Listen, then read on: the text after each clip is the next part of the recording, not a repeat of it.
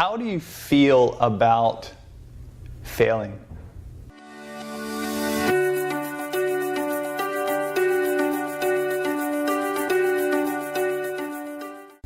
Hey, John here. Well, if you're like me, you don't like it at all.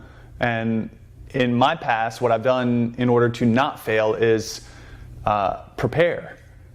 But overly prepare and prepare and prepare and prepare and study and get more information and do it and do it and do it and do it.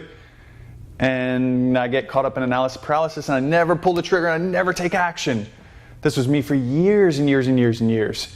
I didn't like to fail, like most of us. Failing sucks, right? It sucks to fail. Niels Bohr is an award-winning physicist, Nobel Prize-winning award physicist, and he has a beautiful quote. He says, "The master at any discipline is the person who's failed the most times." And so this brings up a story. Last Monday, from when I'm shooting this, I went to a skate park with my boy. My wife, the day before, was at a rec center and they looked over and saw a skate park. They went over to the gate, and my boy is 4.5, and so he's not quite good enough on a skateboard yet, but he rocks out a scooter. He'll just annihilate the streets on a scooter. So he was frothing at the mouth to get into the skate park. Of course, my wife was like, "We're not going today. You don't have any gear. You don't have all your stuff." And so the next day, that particular day, I was working all day, and I got home that night. The next day, guess what I did? Went to a skate park. I hadn't been skating. I hadn't gone to a skate park in probably a decade and a half or something like that. It's been a long time.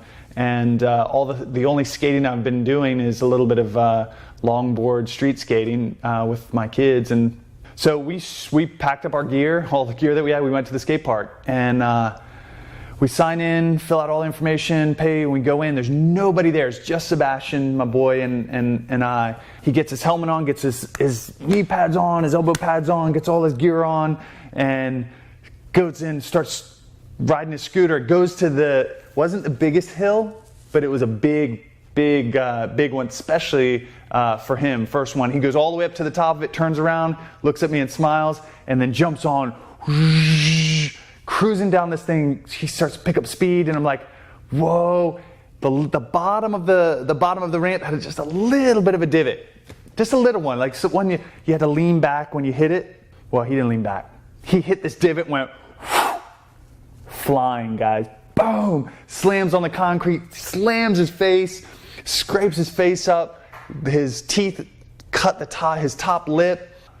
And of course, he's hysterical at that point, crying. And I go over and pick him up, and I'm holding him. I sit down, and no one's in the park. He's just sitting there, and I look over, blood's dripping down his mouth. And so I grab my shirt and cleaning off the blood out of his mouth, and trying to figure out whether he lost any teeth or anything bad happened, but he didn't. He just cut his lip, but he could taste the blood, and he was just balling.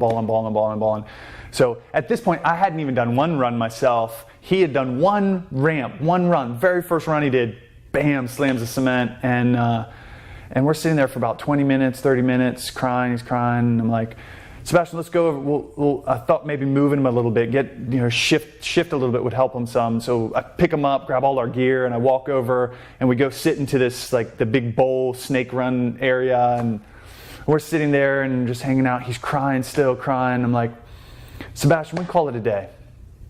We're done. Well, it'll be one run. We're done." And he was like, blood in his mouth, tears rolling down his face, snot bubbles coming out of his nose. He's like, "No, Daddy, no, we're gonna stay. I don't want to leave." He's still crying at this point, the whole thing. I'm like, "All right, we'll hang out." And I'm like, "You ready?" He's like, No, I'm still. It hurts so bad." He's crying, and so we sit there for about 20 more minutes. I'm like, "All right, Sebastian, it's okay. We can call it a day. We can leave. It's all right." He's like, "No, Daddy. No, let's do it. Let's ride."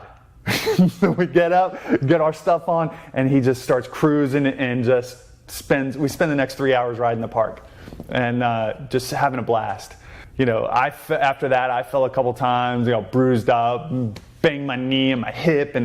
But my point to the story is that how easy it could have been for him to fall, bust his lip, blood everywhere, and say, skate park's not for me. I'm done. I will never go to a skate park ever again. And I would have been okay with it. Like, okay, that's cool. That could have just shifted. Failing, guys. Like literally failing, falling, slamming, and he could have been done. And this little man was like, no, I'm not done. No, this is just I'm not going to put a period where source puts a comma, right? And isn't this what we do all the time? We put a period where God puts a comma, right? We have a failure, we have an incident, something that stops us, and we think, I can't do this. This isn't for me. I'm done. I'm not doing it. But in reality, that's just part of the growth, right? We have to fail forward. Again, the master is the one person who's failed the most times. Right? So we have to fail. We have to keep failing forward. This is how we learn. This is how we grow. This is how we get to the level that we're chasing. Right? This is how we get to the dreams that we're chasing. So, anyway, I thought that would help. Thanks, everyone. And if you're feeling our message, come join our tribe. You can do that by subscribing to our Yaks Yoga Concepts YouTube channel, liking us on Yaks Yoga Concepts Facebook page, or following us at Yaks Yoga Concepts on Instagram.